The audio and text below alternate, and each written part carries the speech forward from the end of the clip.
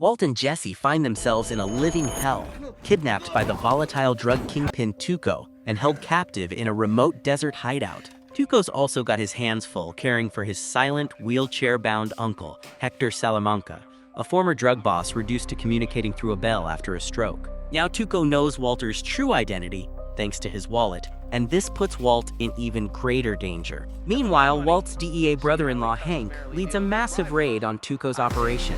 Though they bust a bunch of his crew, Tuco slips through their fingers.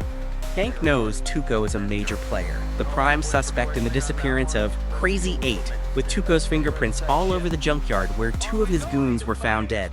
Hank's convinced Tuco's the new meth kingpin and starts a full-blown manhunt. Secretly, he confides that Tuco is likely already headed for Mexico. Tuco, paranoid and enraged, believes Gonzo ratted him out and brought the cops down on him. He's unaware Gonzo's dead. He also suspects Walt and Jesse may have talked, and when Walt tries to poison him with ricin-laced meth, the attempt fails. Tuco plans to keep Walt and Jesse under his thumb until his cousins can ferry them all across the border to Mexico, where he'll set up a massive meth lab in the jungle, forcing Walt to cook 24/7.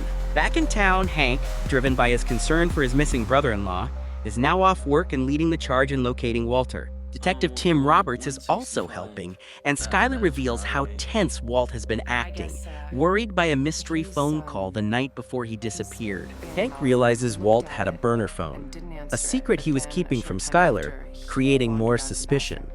Skyler, desperate with worry, starts distributing missing person flyers, but then learns that the burner phone was a sign of Walt's deception. Hank remembers Walt's connection to Jesse Pinkman and starts digging.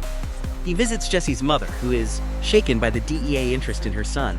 And Hank learns Jesse drives a distinctive '89 Chevy Monte Carlo, a car equipped with a low jack. Back at Tuco's hideout, Hector, communicating through his bell, alerts Tuco that his captives are up to something. They're talking about the ricin, the news report of Tuco's dead associates, and Walt taking the gun from Jesse. Walt then tries to poison Tuco's food, but Hector witnesses it and throws the plate to the floor.